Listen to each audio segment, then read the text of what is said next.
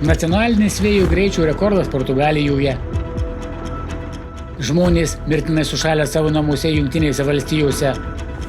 Žaibas trenkėsi į minią Brazilijoje. Nuo uolos krentantys namai Italijoje.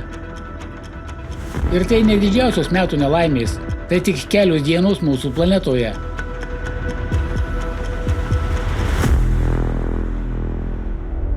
Jungtinės Amerikos valstijos.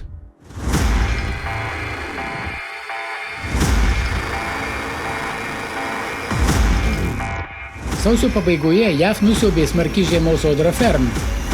Milžiniška sistema, besidėrėkinti daugiau kaip 3200 km, paveikė 34 valstijas nuo Naujosios Meksikos iki Meino. Audra paveikė maždaug 230 milijonų žmonių. Smarkus snygis užklojo dalį šiaurės rytų ir Ohajo upės slėnio. Mažiausiai 17 valstijų iškrito 30 cm ar daugiau sniego. Rekordinis snygis užfiksuotas Naujojoje Meksikoje, kur prie Bonito ežero iškrito daugiau kaip 78 cm šlapio sniego, o taip pat vakarų Pensilvanijoje, kur sniego danga viršijo 50 cm. Pietinėse valstijose, kur gyventojai labiau pripratę prie uraganų nei prie žiemos audrų, taip pat susidarė itin pavojingos sąlygos. Šie regionai buvo visiškai nepasiruošę tokiai stipriai audrai, nėra sniego valymo įrangos, o žmonėms trūko šiltų drabužių. Šlapdriba ir lijundra uždengė kelius, medžius ir elektros linijas iki 2 cm storio ledu. Elektros linijos lūžo nuo svorio, o šakos ir elektros stulpai nukrito tiesiai ant kelio. Misisipės valstijoje valdžia pirmą kartą panaudojo rekordinį kiekį apledėjimo prevencijos priemonių. Ši ledo audra buvo sunkiausia valstijoje nuo 1994 metų. Naujajame Džersyje buvo įvesti komercinių transporto priemonių eismo ribojimai. Išimtys buvo padarytos tik maisto, degalų ir medicinos prekių vežėjams. Taip pat skubios pagalbos tarnybų ir ypatingos svarbos infrastruktūros darbuotojams. Oro susisiekimas taip pat smarkiai nukentėjo. Visoje šalyje buvo atšaukta daugiau nei 11 600 skrydžių, o daugiau nei 16 000 buvo atidėti. Bangoro oro uoste Meino valstijoje kilimo metu sudužo privatus lėktuvas su 8 keleiviais. 21 valstija paskelbė nepaprastąją padėtį. Nelaimės pasekmės buvo katastrofiškos. Audros įkarštyje daugiau nei 1 milijonas klientų visoje šalyje liko be elektros.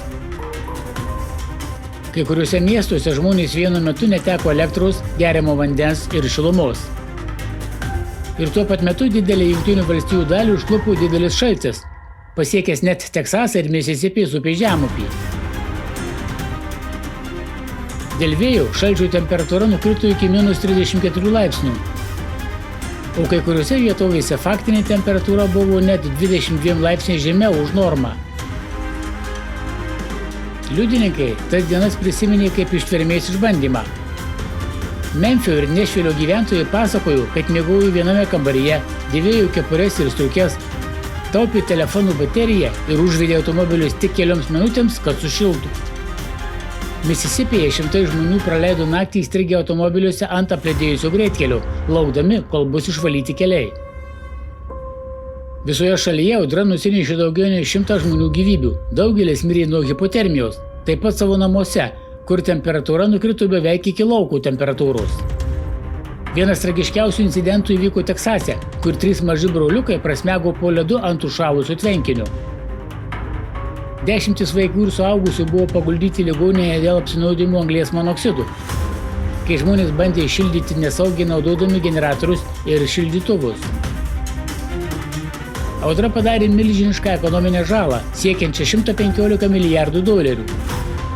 Todėl tai buvo brangiausias oro reiškinys nuo 2025 metų sausio mėnesio Los Andželo miškų gaisrų.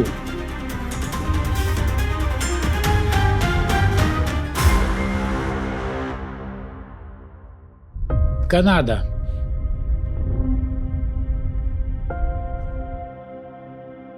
Ši žiemos audra į Kanadą atnešė neįprastai gausų sniegą ir itin žemą temperatūrą. dėl ko sutriko transportas, nutrūko elektros tiekimas ir teko uždaryti mokyklas bei universitetus. Sausio 25 dieną Toronto Pirsono tarptautinėme oro uoste iškrito 46 cm sniego. Tai tapo dienos rekordu, dėl to buvo atšaukta arba atidėta daugiau kaip 600 skrydžių. Mieste per mėnesį iškrito didžiausias sniego kiekis per visą stebėjimo istoriją. Po gausos sniego paprastai seka atlydys, tačiau šį kartą temperatūra išliko itin žema, o tai dar labiau sustiprino poveikį. Kanados Raudonasis kryžius atidarė laikiną prieglobstį Monrealio priemiestyje po to, kai tūkstančiai gyventojų per stiprų šaltį liko be elektros. Saskavačane vietomis vėjo žvarba atrodė kaip -49 laipsniai Celsijaus. Newfoundlandų saloje ledo gabalėliai, ledo kristalų ir vandens mišinys užblokavo vandens įleidimo angą didžiausioje regiono hidroelektrinėje, todėl ji pirmą kartą nuo 1967 metų buvo visiškai uždaryta. Ledui valyti buvo užkviesti narai ir nepaisant užšalusių vandens, jie ledui pašalinti naudojo oro kompresorius. Turkija.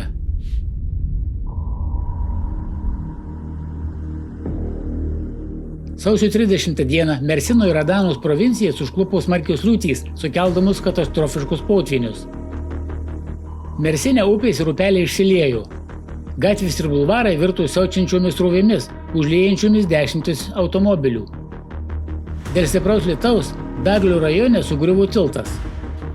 Vanduo plūstelėjo į namus ir dirbamą žemę, įskaitant Alato sodininkystės tyrimų instituto pastatą. Adanoje smarkios liūtys perpildė kanalus. Saričiamo rajone Buruko kapinės buvo visiškai apsemtos. Keliai virto nepravažiuojamais ežerais, kuriuose įstrigdavo ir slysdavo automobiliai. Dėl liūčių provincijoje nuvirto 2 uolos. Viena užblokavo greitkelį netoli Obrukė perėjos, o kita kelią Tapano rajone. Aukų nebuvo, tačiau turistinė žala padaryta. Šimtai užlietų namų ir įmonių nuplauti keliai ir sunaikinta infrastruktūra.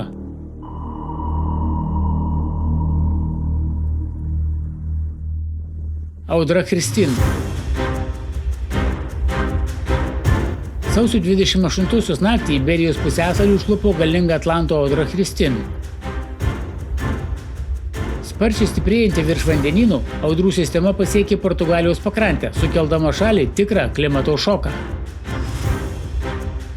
Kai kuriuose vietovėse vėjų gūsiai viršijo 180 km/h, o Sori savivaldybėje užfiksuotas beveik 209 km/h vėjas, viršydamas 2018 metų pasiektą rekordą. Visoje šalyje buvo užversti medžiai ir nuplėšti namų stogai. Figueira da Foz mieste stiprus vėjas nuvertė apžvalgos ratą. Leirijoje stadionas buvo smarkiai apgadintas. Kaimbroje apgadinti keli lėktuvai ir angarai savivaldybės oro uoste. O Monterealio oro bazėje vėjo gūsiai apgadino F-16 naikintuvus. Centrinėje ir šiaurinėje Portugalijoje be elektros liko daugiau nei 800 tūkstančių žmonių.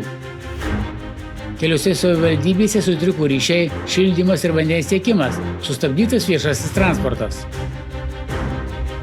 Pakrantėje audra sukėlė 14 metrų aukščio bangas, kurios kėlė papildomą grėsmę pakrančių zonams ir uostams. Portugalijoje audra nusinešė 5 žmonių gyvybės. Audra, judėdama į rytus, talžė pietų ir centrinę Ispaniją. Andalūzijoje ir aplinkinėse Malagos teritorijose užfiksuoti stiprus vėjai ir smarkūs lietūs paralyžavę eismą. Torremolinos mieste ant namo užvirtęs medis pražudė moterį.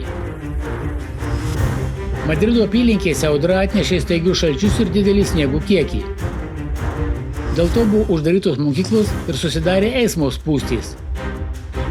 Christine nebuvo tiesiog eilinė netropinė audra. Jis smarkiai sustiprėjo, nes per kelias valandas slėgis smarkiai sumažėjo, o vėjo greitis siekė 2-3 kategorijos tropinio uragano greitį. Dėl to Christine tapo viena galingiausių ir griaunamiausių žiemos audrų pastaraisiais metais Iberijos pusiasalyje. Brazilija.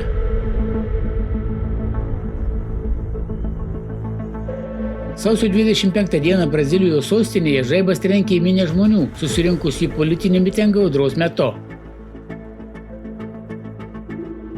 89 žmonės buvo sužeisti, 47 iš jų nuvežti į ligoninę, o likusieji buvo gydomi vietoje. Liudininkai pranešė, kad keli žmonės iškart po žaibo smūgių neteko sąmonės. Net ir tiems, kurie nebuvo fiziškai sužeisti, prireikė medikų pagalbos dėl stipraus šoko ir nervinės įtampos. Šis žaibo smūgio aukų skaičius buvo didžiausias šalies istorijoje, nepaisant to, kad Brazilijoje užfiksuotas didžiausias žaibo smūgių skaičius pasaulyje. Beveik 80 milijonų smūgių per metus. Kitas tragiškas incidentas įvyko sausio 29 dieną Tramadai savivaldybėje Rio Grandės do Sulo valstijos šiaurinėje pakrantėje. Žaibas trenkė į paplūdimyje besiilsintį jauną vyrą. Nepaisant medikų pastangų, jo išgelbėti nepavyko ir jis ligoninėje mirė. Alžyras. Sausio pabaigoje didžiąją dalį Alžyro, įskaitant sostinę, užklupo niokojanti audra. Vėjo greitis vietomis siekia 120 km/h, o tai prilygsta uraganiniai jėgai.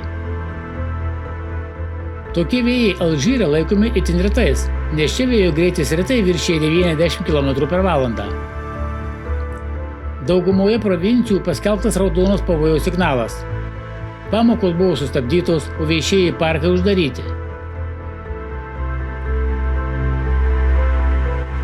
Visoje šalyje audra išvertė daugybę medžių ir elektros linijų. Sugriovė sienas, stogus ir balkonus bei apgadino kelių infrastruktūrą. Dėl smarkių liūčių keliose provincijose Vadi, išdžiūvusios upių vagos, staiga prisipildė vandens. Tai sukėlė staigius potvynius. Galizano provincijoje žuvo gyvuliai, o keliose bendruomenėse žmonės ir transporto priemonės buvo įstrigę potvynių vandenyje. Laimei aukų nebuvo. Marokas.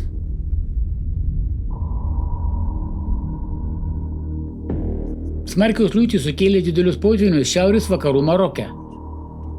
Labiausiai nukentėjo El Kabibo miestas. Iš perpildytos užtvankos nuleistas vanduo ir staigus upės lygio kilimas sukėlė galingus vandens srautus, kurie užliejo kelis gyvenamosius rajonus. Valdžia dislokavo armijos greitojo reagavimo dalinius, kad padėtų nukentėjusiems. Daugiau nei 50 000 gyventojų, beveik pusė El Kabibo gyventojų buvo evakuoti, o pagrindinis įvažiavimas į miestą buvo laikinai uždarytas. Italija.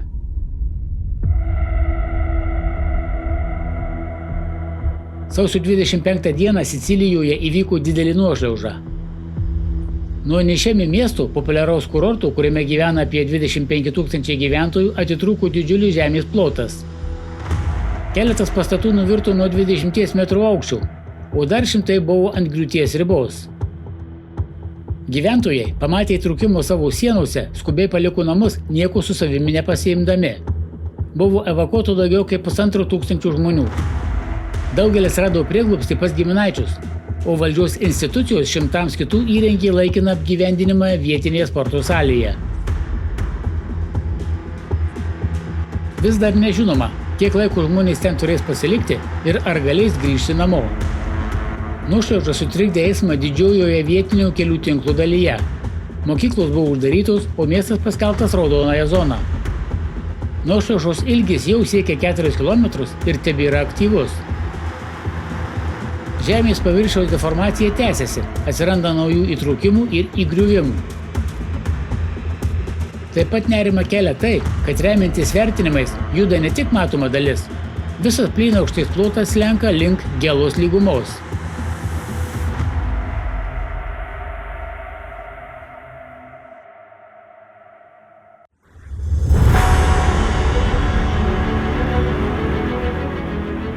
Šiuose anomalijose pagrindinį vaidmenį atlieka mikro ir nanoplastikas.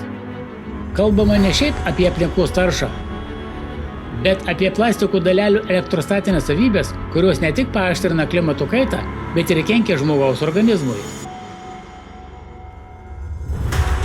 Daugiau apie tai galite pamatyti ankstesnėse klimato apžvalgose ir pranešime Nanoplastikas biosferoje – nuo molekulinio poveikio iki planetinės krizės.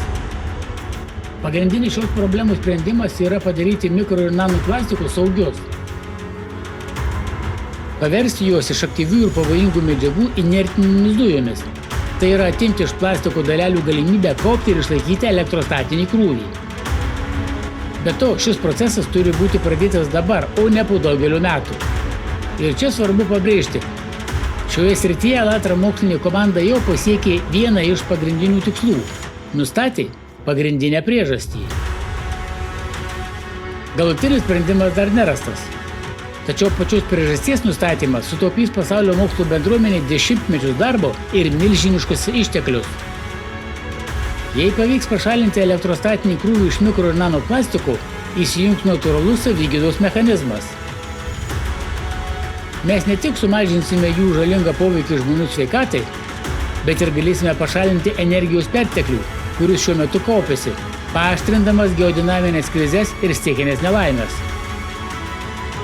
Šilumos mainai vandenyne ir atmosferoje pradės grįžti į pusiausvyrą, o pertekliniai šilumai iš Žemės gelmių vėl galės išeiti į kosmosą. Užduoties mastas yra milžiniškas. Jai reikalinga sudėtingi tyrimai, brangi įranga ir tūkstančiai eksperimentų visoje planetoje. Tačiau viskas, ko reikia, jau yra. Yra laboratorijos, yra specialistai ir infrastruktūra. Trūksta tik sąlygų bendradarbiavimui ir koordinuotam darbui. Be to, žmonėje jau turi teigiamos patirties, susijusios su tarptautiniu mokslininkų siekiančių bendro tikslo bendradarbiavimu, pavyzdžiui, žmogaus genomo projekte. Tai reiškia, kad šią patirtį galime pritaikyti nanoplastiko problemai spręsti. Vienintelė varomoji jėga, skatinant ieškoti sprendimų, yra patys žmonės. Laikas nustoti laukti, kol kas nors kitas ateis ir viską sutvarkys. Tai kaip su pacientu. Diagnozė jau nustatyta, ligos priežastis žinoma, tačiau gydymas prasideda tik tada, kai pacientas pripažįsta problemą ir reikalauja pagalbos. Šiandien šis pacientas yra visa žmonija. Ir kol mes vis dar gebame mąstyti, suprasti ir veikti, vis dar turime galimybę pakeisti situaciją ir sukurti ateitį ne tik sau, bet ir ateities kartoms.